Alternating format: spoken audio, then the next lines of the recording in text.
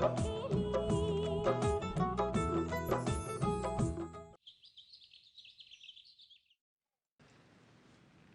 आप क्या कह रही हैं चंद्रप्रभा? हम सच कह रहे हैं। निर्मला का नाम प्रतिभा है। वो वकील साहब की बीवी है, अपनी आभा की सास, और उनकी जान को खतरा भी है।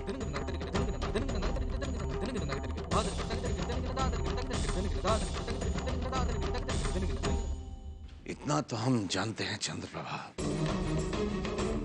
कि वो यशोधरा और उसका भाई रंजीत पैसे के लिए कुछ भी कर सकते हैं, लेकिन अपनी बहन की जान ले सकते हैं, इस हद तक गिर सकते हैं, ऐसा हमने कभी सोचा भी नहीं था।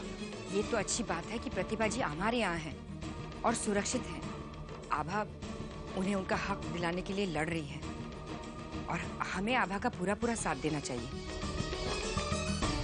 आप बिल्कुल ठीक कह रहे हैं चंद्रप्रभा। उस दिन हमने वकील साहब से जो भी कहा हम उसका सबूत नहीं दे पाए, लेकिन अब जब समधन जी सारी सच्चाई वकील साहब के सामने खुद रखेंगी चंद्रप्रभा, तो उन्हें यकीन हो जाएगा कि हमने जो भी कहा उनसे वो उनके हित के लिए ही कहा। हाँ, बड़ा मैं हूं तो जाना मुझे ही चाहिए। करण, वैसे भी अच्छा है अगर तुम यहाँ रहकर मासी का ख्याल रखो।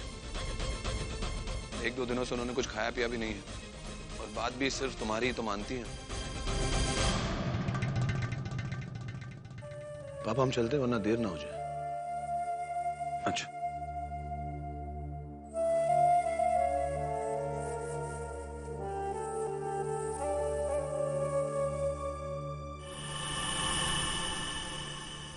अच्छा हुआ बेटा तू नहीं गया। तेरी तबीयत ठीक नहीं है, मैं तो खुद ही चाहती थी कि तू ना जाए, पर फर्ज की वजह से चुप बैठी थी। मासी, मैं बिल्कुल ठीक हूँ, मेरी फिक्र मत कीजिए आप। 2-3 दिन से आपने भी ठीक से खाया पिया नहीं है, आराम नहीं किया है। चलिए आराम कीजिए, आइए। अरे बेटा, आप जाकर आराम कर लीजिए, हम आपके लिए दूध लेकर आते हैं। आभा, दूध मासी के लिए लेकर आओ। इनका थोड़ा ध्यान रखो, इन्हें आराम करने की जरूरत है।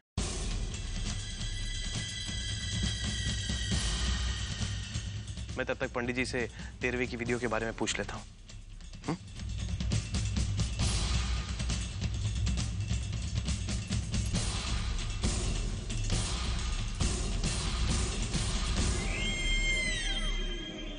सोच ले आभा बेटा, अभी तो आए मुझे इस घर में 2 ही दिन हुए हैं और मेरी ममता के सामने तेरा प्यार फीका पड़ने लगा है। मैं कह रही हूं, जितनी जल्दी हो सके अपनी हार स्वीकार कर ले, तेरे लिए अच्छा है।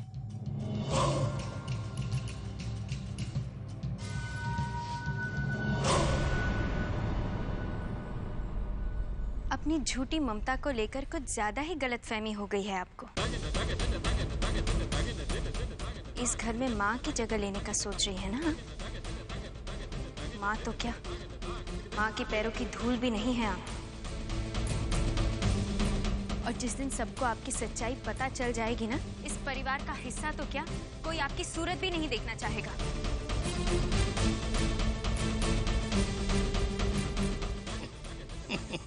और ये बात आप जितनी जल्दी स्वीकार कर ले, आपके लिए अच्छा होगा। आप हमारी सास की जगह कभी नहीं ले सकती। दादी भले ही चली गई, पर उनका आशीर्वाद हमेशा हमारे साथ है, ताकि हम अपने परिवार को आप जैसे बुरे लोगों से बचा सकें। आभा,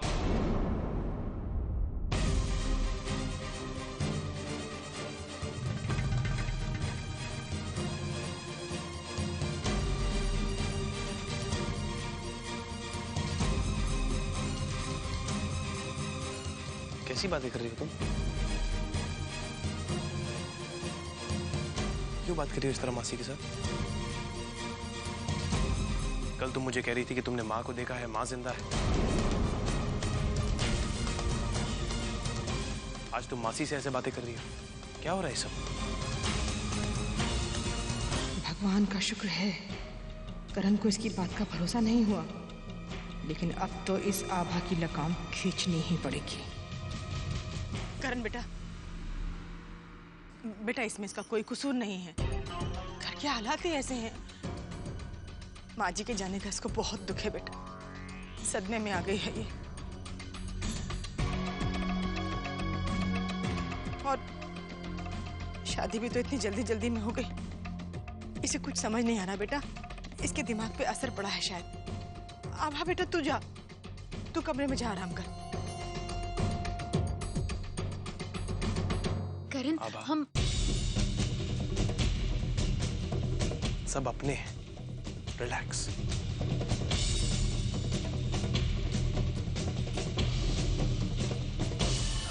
करण बेटा, वो 13वीं के सिलसिले में कुछ बात करी थी तुमसे, मेरे साथ आ जाओ प्लीज। मैं आता हूं।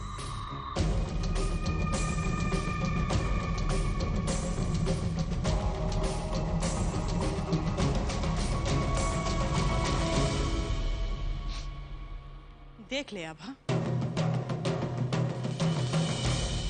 अभी से मेरी ममता तेरे प्यार पे हावी होने लगी है।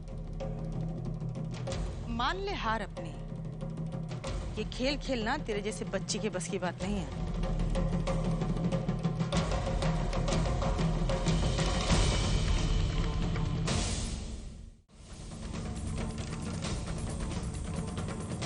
वक्त रहते ये तो सबको पता चल ही जाएगा मासी जी। सुना तो होगा आपने, झूठ के पैर नहीं होते, ज्यादा दूर तक नहीं चल सकता। एक दिन सच के सामने दम तोड़ ही देता है। हमें अब भी सच की जीत पर पूरा विश्वास है और ये विश्वास हमें कभी हारने नहीं देगा।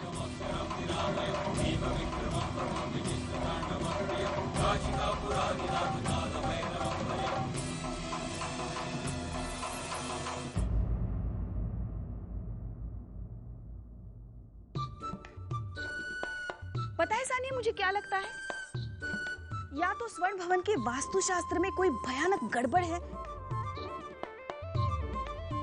या तो फिर स्वर्ण भवन की कुंडली में राहु केतु आकर बैठ गए। तभी तो हर कार्य में कोई ना कोई नाटक जरूर होता है। मामी जी, आप ऐसा क्यों कह रही हैं? अरे और नहीं तो क्या। देखो, जब स्वर्ण भवन में तुम्हारा जन्मदिन मनाया जा रहा था, तब तुम्हारे पिताजी और वकील साहब दोनों ने मिलकर तुम्हारी और करण की सगाई करने का ऐलान किया था। तब कितना नाटक हुआ था। और जब करण ने चुपके से आभा से शादी की थी, तब कितना हंगामा हुआ था। अब कल की बात देख लो, जब वो औरत इतना लंबा घूंघट ओढ़ के आई थी हमारी निर्मला की तरह। मामी जी, हो सकता है उनके यहाँ घूंघट रखने का रिवाज हो, और मामा जी को भी ना उन्हें इतना फोर्स नहीं करना चाहिए था घूंघट उठाने के लिए। वो तो शुक्र है बात ऐन वक्त पर संभल गई, वरना। अरे आजकल किसी का कोई भरोसा नहीं है। तुम लोग इस निर्मला को सड़क से उठाकर लेके तो आए हो, मगर कभी कभी लगता है ये भी कोई छुपी रुस्तम है। देखना, इसके पीछे भी जरूर कोई ना कोई कहानी होगी। हाँ, आखिर ये औरत है कौन, ये बात तो मुझे भी जाननी है। अरे मैं ऐसे ही नहीं बोल रही हूँ, दीदी पता है,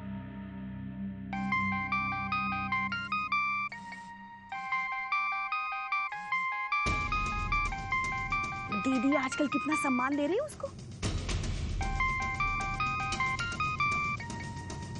एक नौकर को, उस नौकर के लिए मुझे डांटा थी। हेलो जी, ओके। मामा जी ने माँ के साथ जो किया है ना, उसके बारे में हम जितना जान रहे हैं, उन्हें उनकी सजा दिलाने का हमारा संकल्प और भी मजबूत होता जा रहा है। मामा जी की जुर्म की सजा माँ ने सिंगापुर में काटी, पर अब हम उन्हें उनका हक, उनका सम्मान दिलाकर रहेंगे। मामा जी ने जो करण के साथ किया है, हमारे साथ किया है, हमारे पूरे परिवार के साथ किया है ना, उसकी सजा तो उन्हें जरूर मिलेगी। माँ, हम सोच रहे हैं पापा जैसे ही इलाहाबाद से लौटेंगे हम उन्हें सारा सच बता देंगे। तब तक आप माँ को अपनी आंखों से ओझल मत होने देना, उन्हें कहीं भी अकेला मत छोड़िएगा। तुम बिल्कुल चिंता मत करो आभा, हम उनका पूरा पूरा ख्याल रखेंगे। ठीक है, रखते हैं।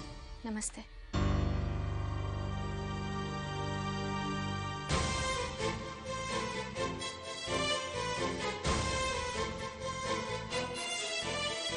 इन सब बातों का अर्थ तो ये निकलता है कि करण को हर बार बचाने वाली माँ ही थी। और मामा कितने गिरे हुए इंसान है वो, अपनी ही बहन पर इतने घटिया इल्जाम लगाए उन्होंने। छोटी बहू रानी, आज खाने में क्या बनाना है? अब चलो हम आते हैं। जी बहू रानी।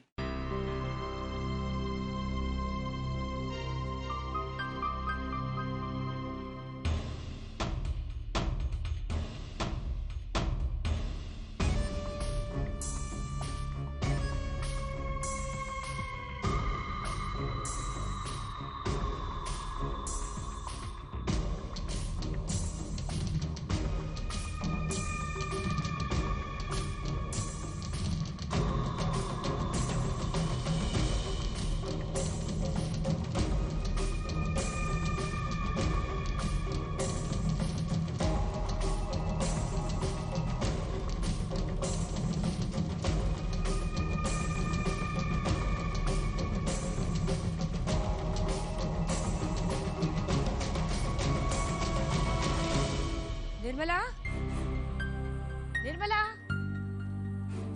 निर्मला, निर्मला कहाँ है? कहीं दिखाई नहीं दे रही। मुझे लगा था आपको उसकी चिंता जरूर होगी, इसलिए मैंने पहले ही संस्कार से पूछ लिया था कि भाई तुम निर्मला को लेकर कहाँ जा रहे हो।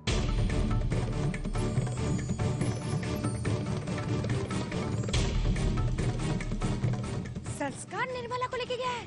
कहाँ? आभा का फोन आया था। आभा का फोन आया था? मुझे भी लगा कि आभा को ऐसा क्या काम आन पड़ा उस निर्मला से जो संस्कार उसे तुरंत लेके चला गया। हाँ, मुझे भी हैरानी हुई थी, भला आभा को उनसे क्या काम हो सकता है। फिर मैंने सोचा जब वो वापस आ जाएंगे तभी हम उनसे पूछ लेंगे। आभा तो हमसे बात कर रही थी अभी, तो फिर संस्कार को किसने फोन किया और क्यों किया? हमें आभा से बात करनी होगी।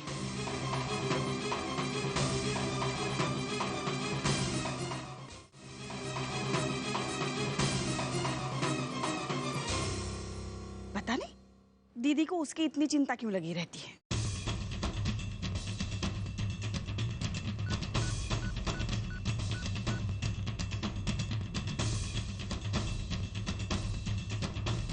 Sorry, the number you have reached is not in service. Please or try your call again. इसका फोन क्यों नहीं लग रहा है?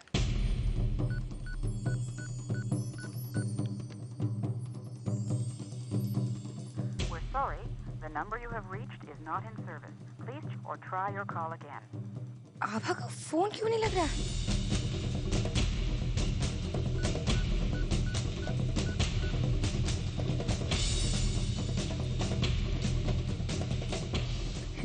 क्या करे? अब कोई अनर्थ मत होने देना दादी। हम इस घर में माँ को लाना चाहते हैं, लेकिन हमारे रास्ते में बहुत कठिनाइयां हैं, बहुत मुश्किलों का सामना करना पड़ रहा है हमें। कुछ समझ में नहीं आ रहा। आप ही कोई रास्ता दिखाइए दादी। दादी जब भी परेशान होती थी रामायण का पाठ पढ़ा करती थी। हमें पूरा विश्वास है अगर हम रामायण का पाठ पढ़ेंगे तो हमें अपनी राह जरूर मिल जाएगी।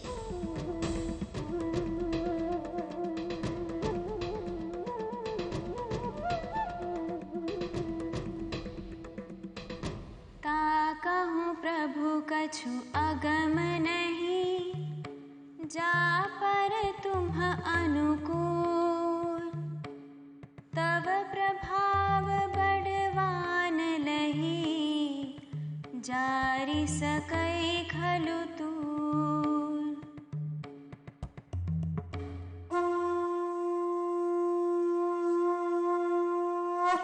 भगवान, जैसे आपके आशीर्वाद से रूई में भी बल आ जाता है, हमें विश्वास है हम भी अपने परिवार की रक्षा कर पाएंगे और दुष्टों का नाश कर पाएंगे।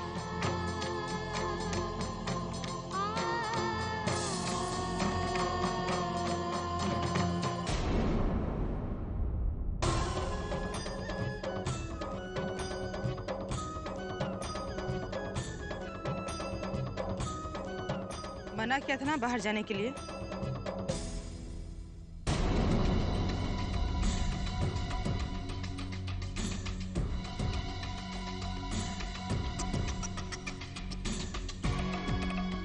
चार दिन तक घर की दहलीज से कदम बाहर नहीं निकालना है, याद है ना?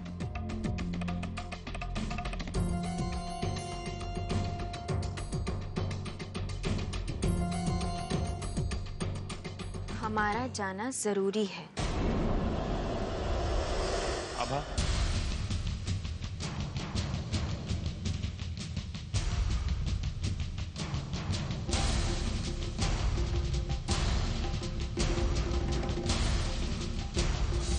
दादी के बाद मासी इस घर की बड़ी है।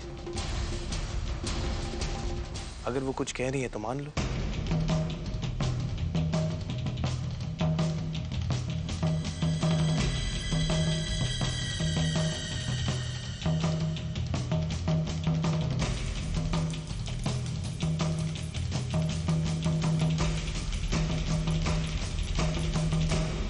जाने दे बेटा, आजकल की पीढ़ी रीति रिवाज को कहाँ मानती है।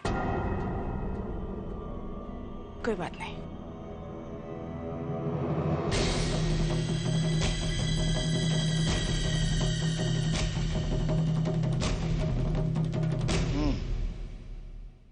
हमारे बताए हुए रास्ते पे ही जा रहा है ना? अभी तक तो सही जा रहा है। गुड। छोटा सा काम आभा ने हम पर सौंपा था, वो भी हम ढंग से नहीं कर पाए। अगर प्रतिभा जी को कुछ हो गया तो हम आभा को क्या जवाब देंगे? कहीं ये दोनों सिरे आपस में जुड़े हुए तो नहीं हैं? चंद्रप्रभा, आप कहना क्या चाहते हैं? नहीं, हम ये सोच रहे थे कि कहीं अनजाने में किसी अपने से कोई अनर्थ न हो जाए।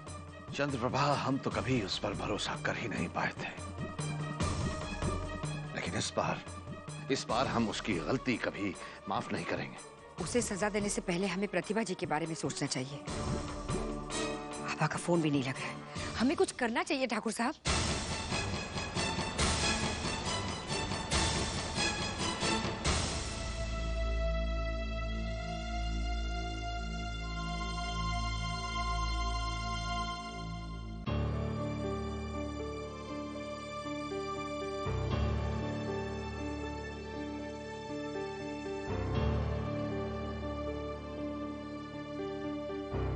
करण,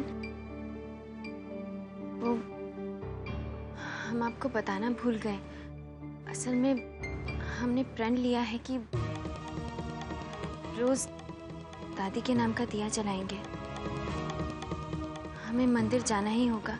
ठीक है, जल्दी लौट आएंगे। आभा, मैं भी चलूं?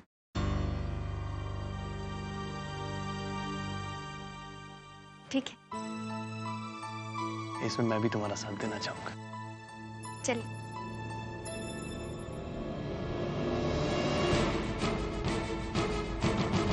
मेरे इतना रोकने पर भी आभा करण को बाहर लेकर चली गई। इससे पहले कि सारा खेल खत्म हो जाए, मुझे इसे रोकना पड़ेगा।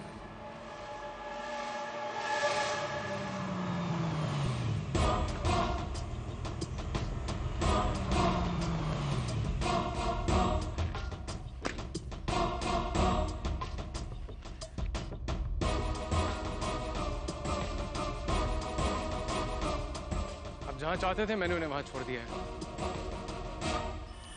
जानता हूं। Good, very good.